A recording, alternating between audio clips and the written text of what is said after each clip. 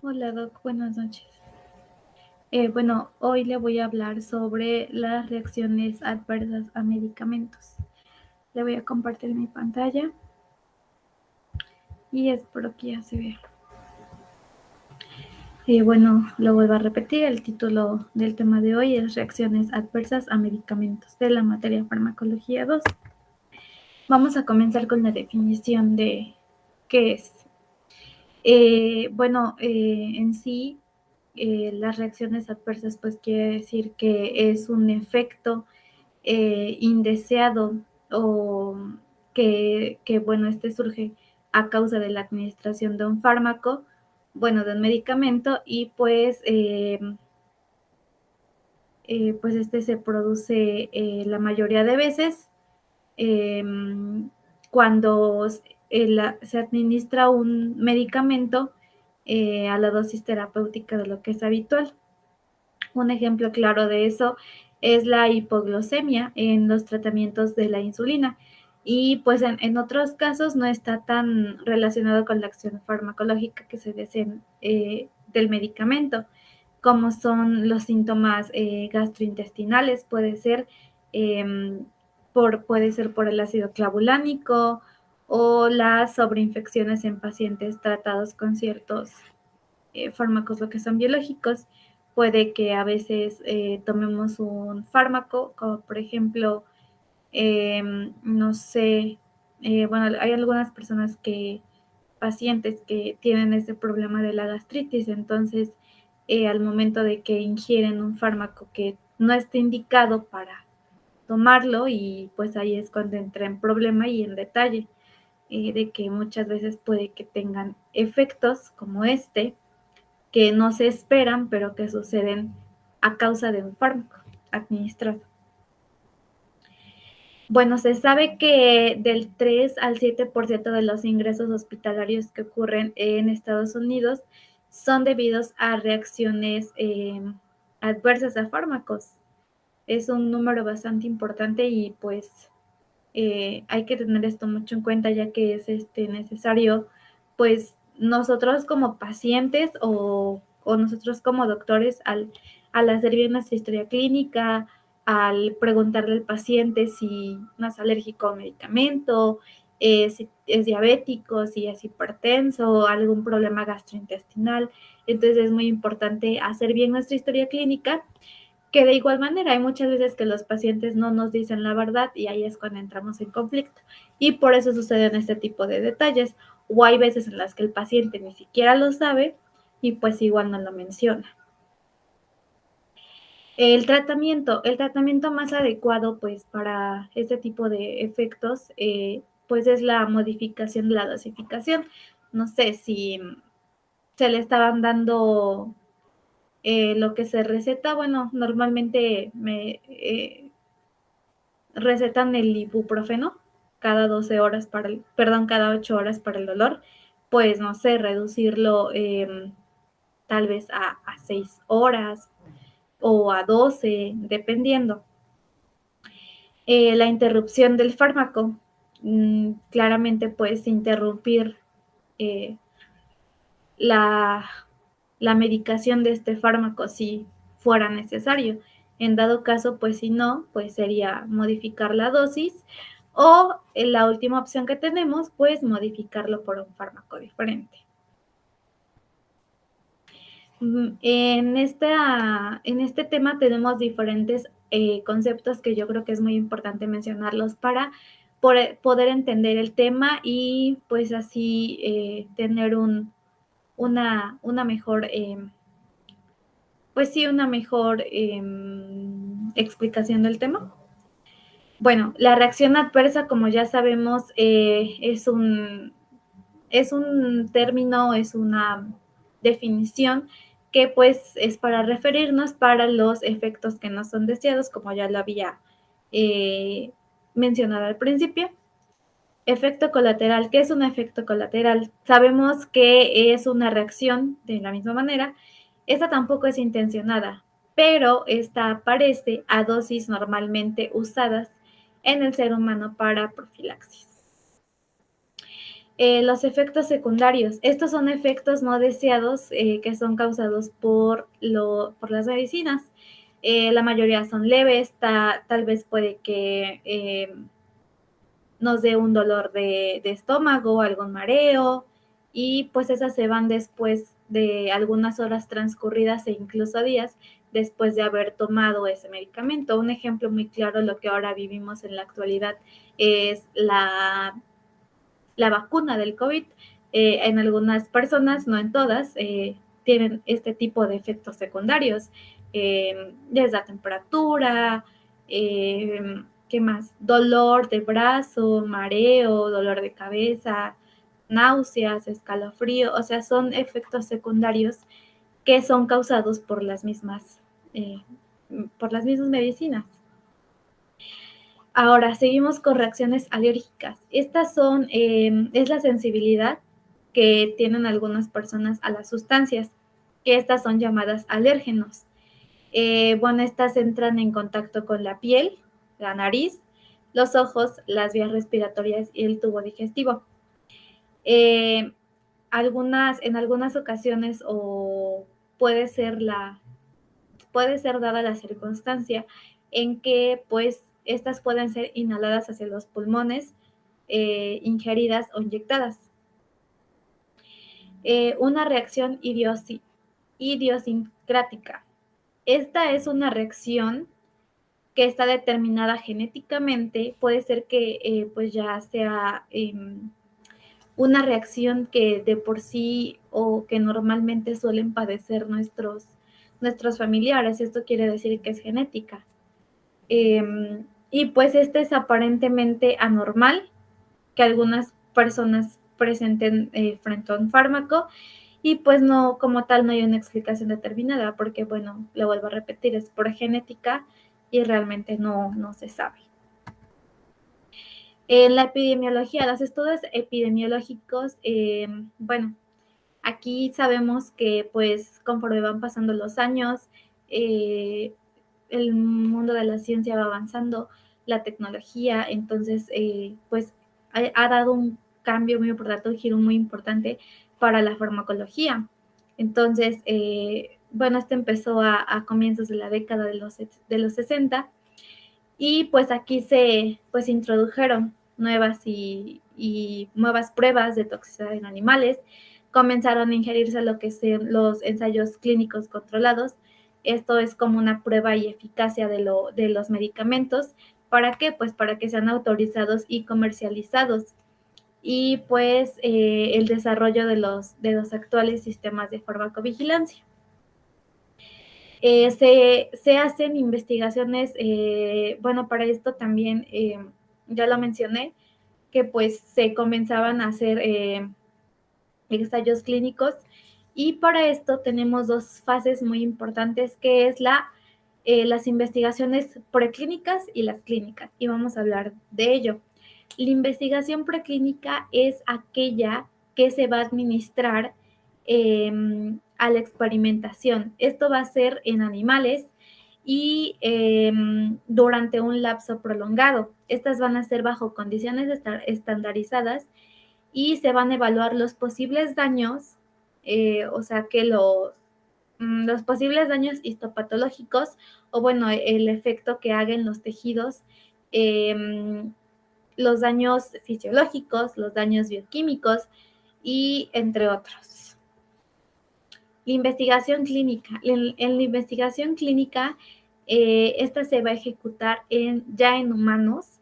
Bueno, una vez que se haya comprendido la fase número 1, que ya pues se vio que de cierta manera no es dañina para los humanos, no tiene como tal algún efecto más allá de lo que tenga que suceder. Bueno, pues ahora sí pasamos a lo que es la investigación clínica. Aquí se comprenden 4 fases. En la fase número 1 es cuando el fármaco se va a estudiar en un número reducido de voluntarios, que estos son sanos. Esto con el objetivo de obtener los datos de la farmacocinética y farmacodinámica. En la fase 2, aquí se va a estudiar los efectos de la administración del nuevo fármaco en un en un número reducido de enfermos que son cuidadosamente seleccionados. O sea, no todos son candidatos para hacer este tipo de investigación clínica.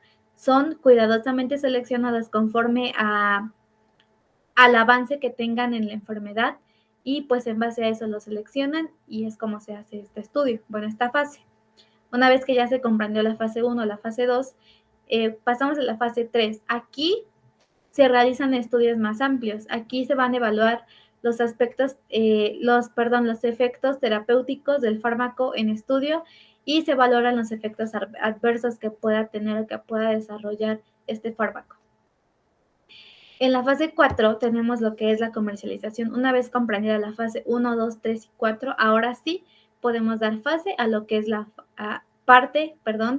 o podemos pasar a lo que es la fase 4, que aquí es la comercialización de este fármaco. O sea, ya se puede comercializar, sacar a la venta. ¿Por qué? Porque ya está autorizado, ya está experimentado, ya está pues prácticamente listo. En la clasificación de gravedad tenemos diferentes tipos de efectos que los clasificamos en letales, graves, tromboembolismos, moderadas y leves. Bueno, en las letales, pues esto contribuye directamente directa o indirectamente a la muerte del paciente. Esto quiere decir que cuando un paciente lo pasas de anestesia y si no actúas rápido, pues ¿qué pasa? Un shock anafiláctico y el paciente se muere. Graves, pues esta pues amenaza directamente la vida del paciente, como sería un tromboembolismo pulmonar, que es un shock anafiláctico.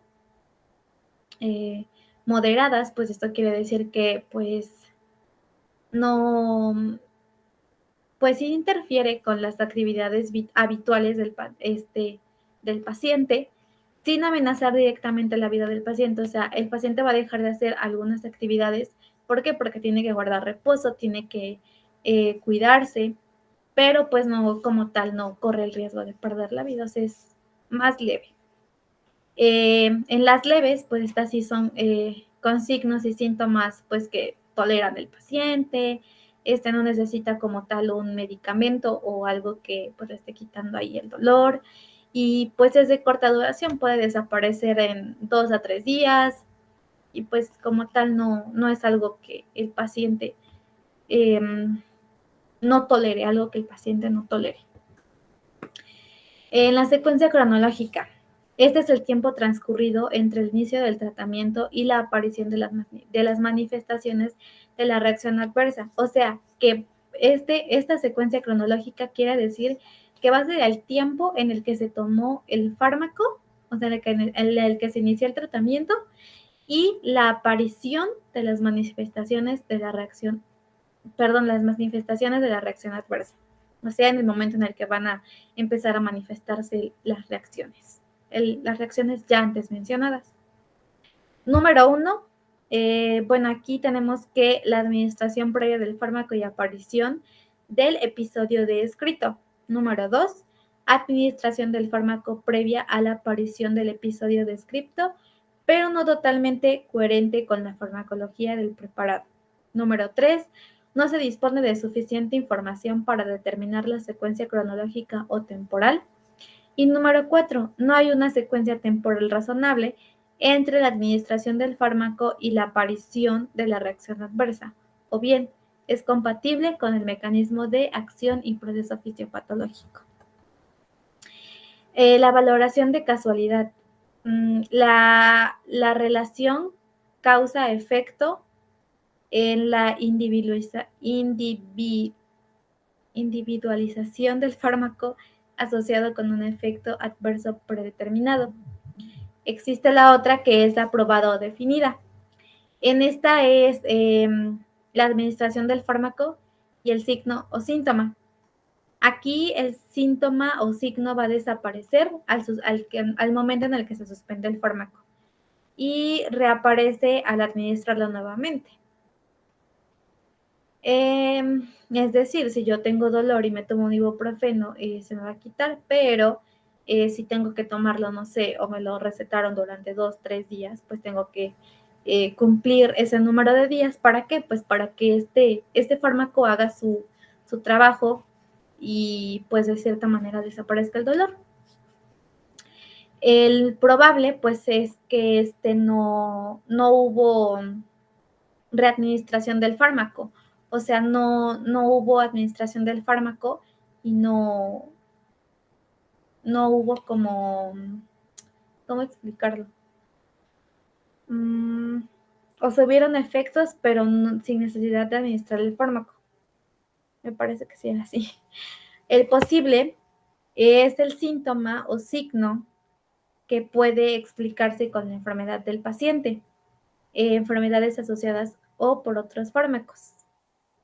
Pues esto quiere decir que es el síntoma o el signo que va a aparecer tal vez por pues sí, la enfermedad que tenga el paciente. Muchas veces aparecen síntomas que de plano, bueno, lo que tratamos de hacer o lo que tratan de hacer los doctores, pues que es de tratar de desaparecer ese dolor, pero si la enfermedad de por sí lo compromete pues ni cómo ayudarlo. La no relacionada o dudosa, esta carece de reportes previos y no cumple con los criterios anteriores para establecer una relación de casualidad. Vamos a hablar de la clasificación de las reacciones adversas a medicamentos. Tenemos el tipo A, tipo B, y primero voy a hablar sobre estos dos. Estos son efectos farmacológicos que son aumentados o son exagerados de un fármaco administrado a dosis habituales. Una sobredosis relativa es debida a cambios farmacéuticos.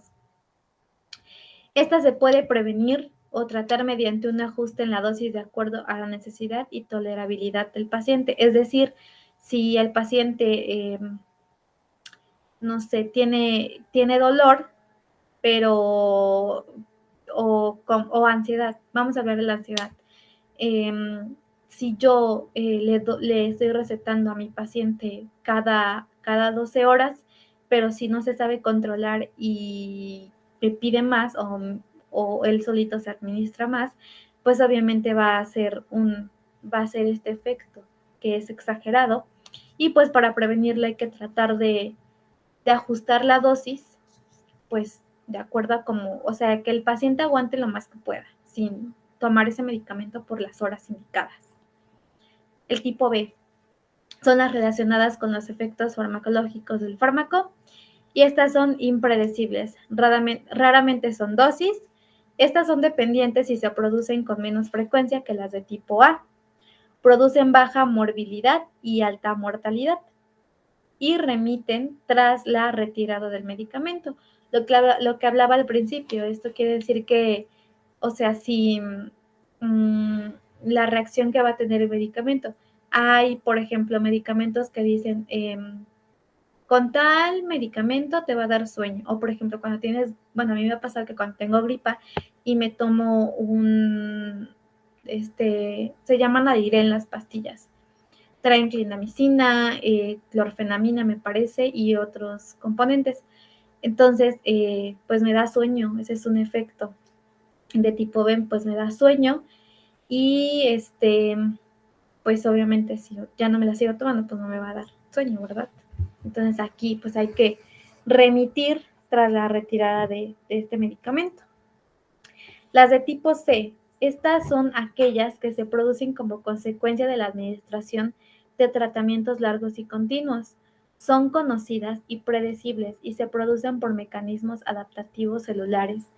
Este tipo de efecto es el que se va a producir si nosotros tomamos un fármaco por un determinado tiempo, no sé, 5 meses, a menos que esté indicado o que te lo haya indicado un doctor, claramente, pero si no, o sea, no te lo puedes estar tomando así, porque claramente va a surgir este tipo de efecto. Entonces, no sería lo adecuado para la salud.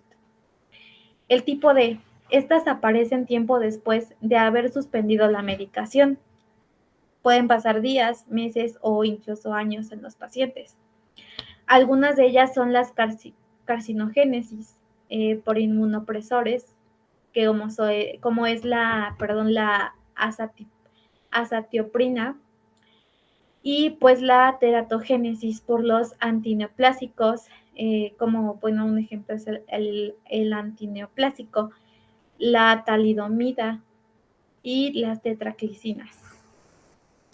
Las de tipo E aparecen tras la suspensión brusca del medicamento, por ejemplo, las convulsiones por retirada brusca de anticonvulsionantes y el insomnio como consecuencia de la suspensión abrupta de las benzodiazepinas. Esto quiere decir que si nosotros estamos,